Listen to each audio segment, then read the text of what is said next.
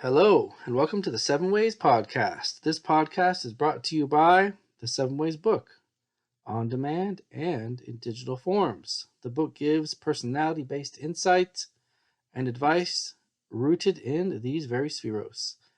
I welcome any comments or questions about this podcast at Rabbi Bailey at the7ways.com. We begin Netzach week, building a bridge from Sefiros to Netzach, reminding ourselves that Yaakov Avinu's achievement was the Klal Sheva Prat, and he brought, along with this concept, the fact that within physical actions, there are spiritual connections. In Judaism, we believe that we can tap into the spiritual realm, but it's not only through meditation.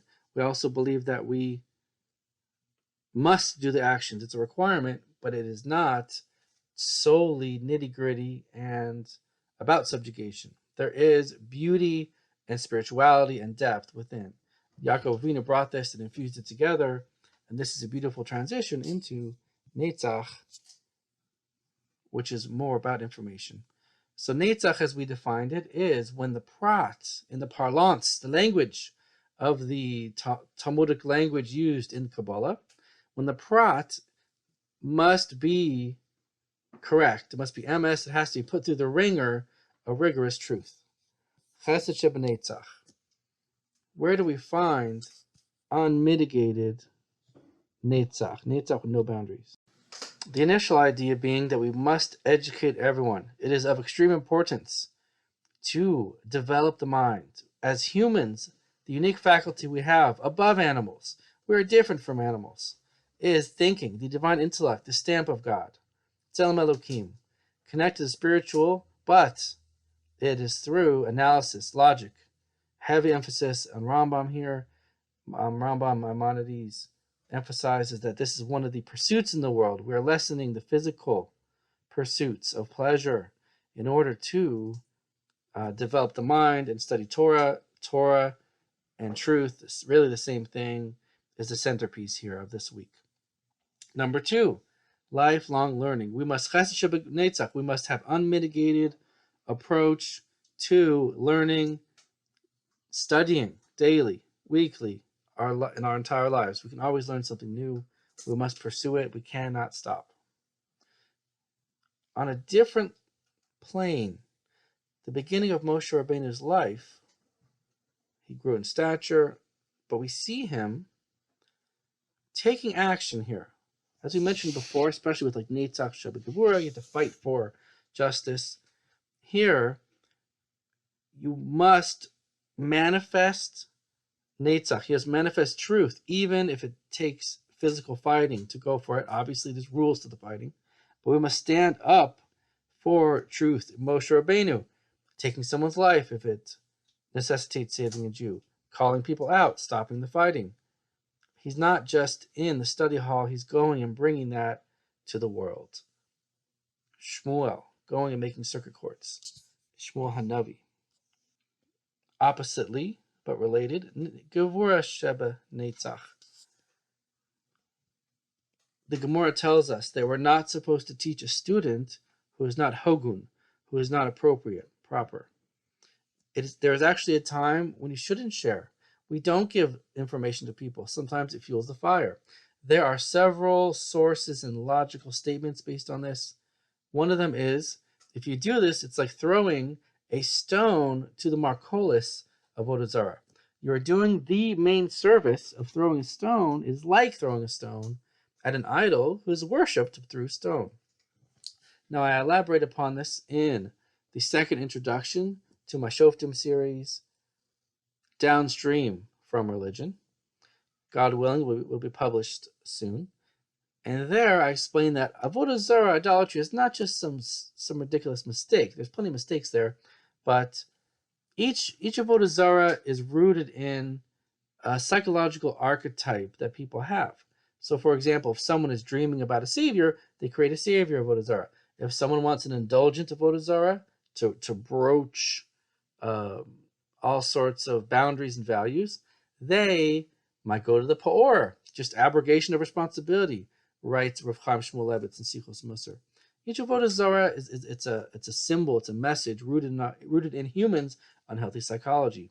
So here, I believe that Marcolis is related to human anger, taking anger way too far. So if you throw the stone, boom, you hit it, you make room for another stone, as the Gemara says, it's a problem. You're bringing that anger. So here, if somebody who's let's say, not an appropriate student were to hear part of the Torah that would incense them, don't tell them. Many people have been hurt by religious figures, by Judaism, by the strictures of Judaism, and in that trauma, the quote unquote off the derech, let's talk about this phrase later. In that trauma, if they're given the wrong part of Torah, they can't see the beauty there. It's out of context then. They have to heal the inner trauma. No one is really off the derech. People are always growing and changing.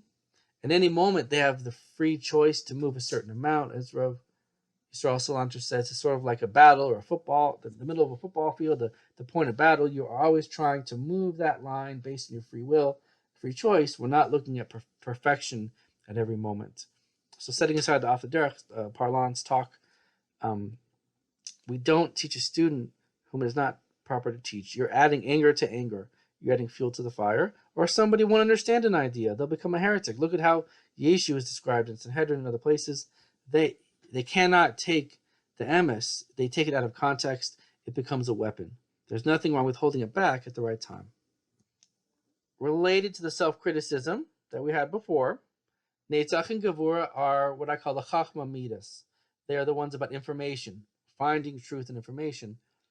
And in therapy, I found people who have this Netzach Mida, first Mida, second Mida, or perhaps they have this perfectionism, absolutism, they become very hard on themselves. So in terms of a Netzach sense, people feel like they must have a perfect schedule to work. They must find the truth. And I have to be absolute. Anything less than that is preposterous, is ridiculous. I keep pushing myself. I don't think about emotions. I think about logic. They have to do Gevura Shabbat, pull themselves away. Think of Moshe Rabbenu, Nabol Tibol, Gamata Gam Ha'am. It's not a sustainable system to be working so much. One must pull themselves back with that self-control in order to have a sustainable system, which is what Yisro tells Moshe, what Jethro tells Moses, our teacher. And of course, Moshe Rabbenu is the archetype of study and knowledge, of being the special conduit for Torah. But at the beginning, in the early stages, he's taking action, as I said, but also the Gevura Shebenetzach is he needs to weed out people that are harmful for the situation. No child left behind is all children left behind. People need to be in the right place. One or two children can damage an entire class. There either has to be a different school, different classroom, multiple teachers. This becomes a quandary. I'm not saying there's a simple answer, but the good answers have been taken out of many public schools in cities. It's unfortunate. I've seen it. I used to work there firsthand. I've seen it. So it's just like trimming the rose bush of Chesed and Gevura makes the plant sustainable. It's okay to separate people and take them away. They should have an education in a different way. People can thrive in alternative settings. Of course, funding and this and that makes it difficult, but this is the idea in a concept. As a special lesson, I wanted to get into Hillel and Shammai. Hello, this is future Ian coming in to edit and take a pause. I use the phrases Hillel and Shammai and base Hillel and base Shammai interchangeably here, so forgive me. I was staring at my Word document on the screen, but of course there's a difference between Hillel and Shammai, the people and their schools of thought, even after they passed away or while they were still alive. Thank you. Future Ian out. The famous Hillel and Shammai quote-unquote strict, Hillel being kinder with mercy, very commonly associated with Gevura and Chesed. I want to throw in something else to the mix here that I see in the Midrashim, Hod and Netzach, or perhaps Hillel being Netzach Hod type, and Shammai being Netzach type. So, within the lens of knowledge on this earth, we lean towards the practical. What can a person handle? This is Hillel. In heaven, with a capital H, Shemayim, and in Zman Mashiach, the Messianic times, people can handle perfection. That's when we paskin. That's when we go with the opinion of Shammai. we can't live here in an unbalanced world. We have to live with the practicalities of how things are not perfect here. We have to have that hod mercy, which is letting someone be special in their unique context. The prod is okay without the klal because we're on this earth, and it's okay to let go with that. People with midas and netzach have a very hard time with things not going according to schedule. I advise many of them to have multiple schedules. If you feel like things are not going well, don't just um, indulge and do nothing all day. That becomes a perfectionism of all or nothing. Many of us feel that way sometimes, not just those types, those midos.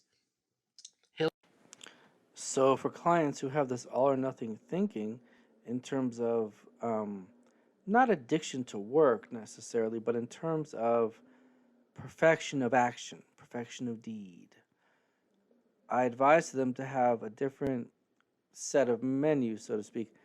If it's a great day, do schedule A. If it is a difficult day, B, C, and D, where each schedule has less activities that day, but it is still semi-structured and has activities on those days that the person can achieve. Living with imperfection, but still trying to give that significance as valid, as opposed to totally letting go and doing nothing. Because if I can't be perfect, I will do nothing. Hillel tells us you are allowed to go easy on yourself, even if you study. And I said, this is my son's name, and I said at his bris that, if somebody really nice and sweet tells us something nice, it could be less powerful than someone really wise who could chew us out and give us a tongue lashing is kind to us. Someone can give us a breakdown, but then they come along and they give us mercy. That is actually healing and powerful. In this type of transference or countertransference, we feel something powerful about that. So we need to do that for ourselves and others to remind ourselves we're not doing victimology, we don't have low standards, but in this world, we have to live practically. And it's okay to believe in Shemayim and in the future, things will be on a higher level more perfectly. It's not, one is not better than the other. They're both Jewish values. They're both yashrus and kosher, but we tend to are influenced by people who are very machmir, people who are machmir and zealots and kanoim, have really convinced the Rabbanim, the various rabbis around, to make stricture, allow stricture, kashrus in other ways. Really, there has to be a balance with these sort of things, which is how we get to Sefiros. Sefiros, klal shebaprat. How do we add symbolism to education? This is such a beautiful idea here. Using creative arts in teaching. Someone might feel that they have to give all the complete information to a student, but guess what? They will not remember that. If you reduce the amount of information, but at the same time, you make something more visual, interesting, kinesthetic, dynamic, that will sink into a student much more. The downside of this is that we are highly susceptible to being manipulated by false information, fake news. It's highly impactful. Look at the world we're living in today. 17 different opinions. Things look polished. Those people are parroting the same opinion. We have to do like the Gemara Chagiga, make our ears like a millhopper. We have to go very deep, dive broad, away from corrupt individuals, use intuition, logic, get out of our comfort zone. Facts are harsh. They don't care about feelings. that is Netzach. As Moshe Rabbenu keeps developing and uses other midos, we'll see how he's also a spiritual life coach and he cares. I'm not talking about Moshe Rabbenu here. I'm talking about truth. Although remember, they mourned Moshe Rabbenu less than Aharon. They felt comfortable and happy with Aharon. Moshe was more blunt with them. Both are essential approaches when used in balance, in tandem, by these brothers. Midos through brothers, because to show you it's supposed to be a tandem. But it's really destroying the world today. The false information, the impact of media, people not getting together, being able to talk, sitting here, we're sitting here in April 2021. Places are opening up slowly, but many people still isolated, locked down, stay-at-home orders in many places around the world very strictly, preventing people from getting together, from grinding out the truth. And we're given symbolic truth, which is highly influencing our opinion and knowledge. It can be used for good and for bad. In Moshe Rabbeinu's life, look at the whole set of makos in Kriyas Yamsuf. These highly visual, visceral, almost comical animals and environment being used to send messages of Amunah. Many different messages from Maharal and other sources. Frogs are, I would argue, frogs are in the ground, and then this is higher up, and that's higher up than that, showing how HaKadosh Baruch Hu is in all realms, all different aspects, but it gets one's attention to Sefiras HaOmer as an instrumental Amunah tool. So I would advise people, be careful with the visuals and the music and the aesthetics that you allow to go into your mind, because they are highly impactful and they stay there.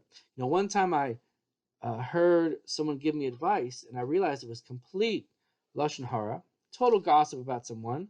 I met the person later, and they were nothing like that. It took me years just to get that one little nugget of information out of my mind. And just think about what's floating around today in terms of videos and sound bites and sharing information. People will come to you with a serious opinion, and it's just a headline they saw on social media, they heard in the news.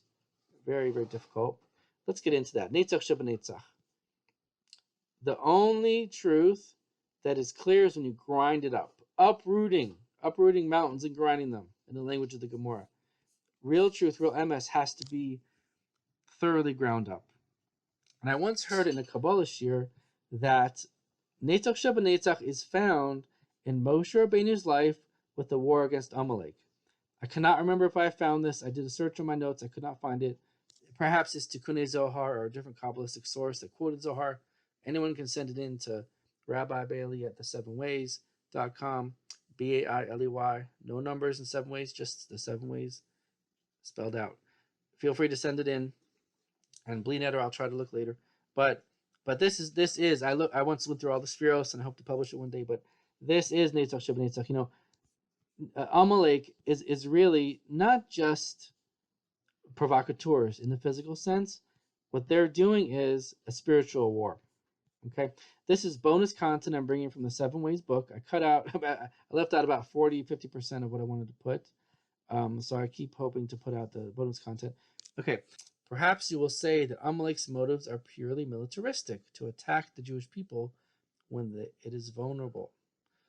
However, Amalek cuts off the bris milah. They cut off the circumcision that makes the Jewish people different from the world. And Rashi brings from Tanhuma 9 over here that the nations of the world were afraid to do battle with the Jewish people, and Amalek came and made it possible for others to attack them. To give an analogy, a boiling hot bath that no one could get down into. And one fool came, a fat fool came, and jumped in. Even though he was scorched, he cooled off the bath for others. Amalek cannot stand the fact that the Jewish people have religious fervor, and they cannot stand religious fervor. They're all about questions. Amalek is doing gematria suffix. Amalek has to come along and say, well, maybe not. Maybe you shouldn't believe in God. It's not so obvious. They bring the doubt, and they fight against religion. In the story, Moshe Rabbenu has his hands up, and he's directing the people to the Shemayim. Lama Netzach. Netzach also means conducting, not only values and eternity that we're fighting for. Lama Netzach, he's conducting through his emes, through pointing to truth and fact and to HaKadosh Baruch Hu, the Almighty God. Now that I plugged the microphone in, I hope that I sound better. So Netzach, we must do everything we can to find the truth. It takes work and analysis and paying attention and boring sifting of information and looking around and paying more attention. But it is a must. There is no other way to find the truth. Netzach Hod, which is Hod Shebenetzach. Where do we find the emotions within Netzach? So information and logic can impact emotions. I once heard someone say that they felt very discombobulated emotionally from their family growing up. He went to college and took Aristotelian logic. It straightened him out. Highly logical man. But for us, when we hear shmusin and learn hashkafa, look at black letters on a white page, that can train our emotions. That can impact us in a way so as to make us feel settled, to feel better, to feel motivated, direct our hearts to Kadosh Baruch Hu. This can relate to the ever popular nowadays modality of therapy called cognitive behavioral therapy. This can be used sometimes effectively, and it can be used for some things totally, and for many things on a smaller scale. Part of the treatment, thinking about our feelings impact our thoughts, impact our behaviors. If we change our behaviors, we change our thoughts. If we change our thoughts, we can change our feelings. This little triad is there, but if we change our thinking, we can change our emotions. In terms of our educating others, or our teachers educating others, taking emotional factors into consideration when teaching. Moshe Rabbenu was a spiritual life coach, the Vilna Gaon writes. This is brought in the 7 ways. And as a life coach, which is also Yisod Netzach, he is emotionally directing others, combining the logic and the feelings, and as Yisod, he is directing them, setting up a court system, directing individuals. Yehovah, you, Yisro says to Moshe, you will teach people the way to go on it the right way. So we have to remember that sometimes changing emotions is through thinking and information, and emotions can get in the way of thinking. People who have anxiety have a hard time concentrating. They think some people with anxiety have ADHD, attention deficit hyperactivity disorder, if they cannot concentrate, but it is merely emotional disturbances. Trauma affects how a person can think. We have to reverse that. We have to make it so education is appropriate for the emotional state of the person, even if it feels like compromise and contraction of the truth. Yisod Netzach. Conductor, directing traffic through information. Management consulting with proper study, proper knowledge. In addition, studying it together can build relationships. That's a Gemara in Kedushin. A father and a son, a friend, a frenemy, friend and enemy, will study Torah and they will engage in war, but they will not deviate from there until they become best friends and love each other. Isn't that unique? Isn't that special? Very special. In addition, culture is downstream from religion. Look out for the Shoftim podcast coming up, God willing, downstream from religion. What people's beliefs are, what a group's beliefs are, uniquely impact how far that culture will go. People's decisions, their morality, their clothing is impacted by that. And I would say Netzach is in the middle of the Sefiros. My friend in the Smicha program, Noah Kunin, he's been around the world as an amazing Makarev, outreach worker. He noted that Netzach is in the middle of all the Sefiros, perhaps because it is kind of the nexus of all of them. It can influence all of them. It can mediate all of them, sort of like the Rav, a rabbi or a wise female teacher in the middle of the school, in the middle of the community. It's a intellectual, values-driven mediator. As a personal lesson, we have to remember that how we are values-driven, how we study, how we conduct ourselves can affect our entire lives, our society, our culture.